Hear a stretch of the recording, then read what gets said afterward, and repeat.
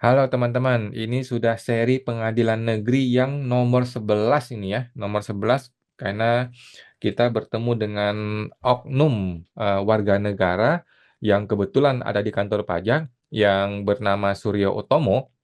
Waktu itu masih ada di kantor pajak ya, sekarang dia sudah berpindah ke Kementerian Keuangan.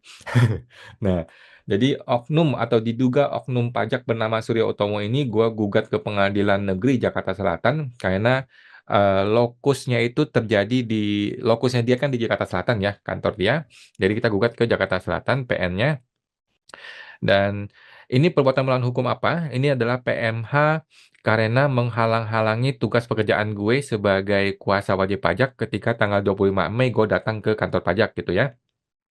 Nah, pada sidang pertama, 2 minggu yang lalu kalau nggak salah, si diduga oknum pajak Suryo Utomo ini tidak mau hadir. Dia menghadirkan pengacara, ya. Pengacaranya pengacara negara. Padahal sudah gue wanti-wanti ya di video gue bahwa tidak boleh Anda menghadirkan pengacara negara atau Biro Hukum Negara untuk kasus PMH diri lu sendiri. Nggak boleh teman-teman ya.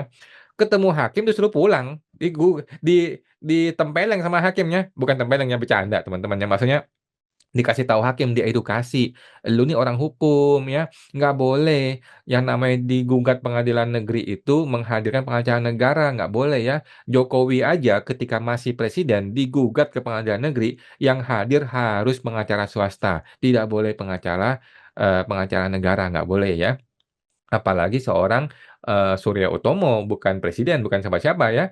Nah, jadi hari ini tanggal 4 Juni ya, tanggal 4 Juni hari Rabu adalah sidang kedua untuk Pengadilan Negeri Jakarta Selatan terhadap diduga oknum Surya Utomo ini dan tugasnya adalah menghadirkan eh, diri dia sendiri atau pakai pengacara swasta dengan kuasa kuasa khusus ya, kuasa hukum tidak boleh pakai pengacara negara. Nah, kita lihat nih nanti apakah dia akan menghadirkan pengacara yang benar yaitu pengacara swasta atau dia akan hadir sendiri di pengadilan negeri kita tunggu ya, nggak tahu benar apa enggak ya.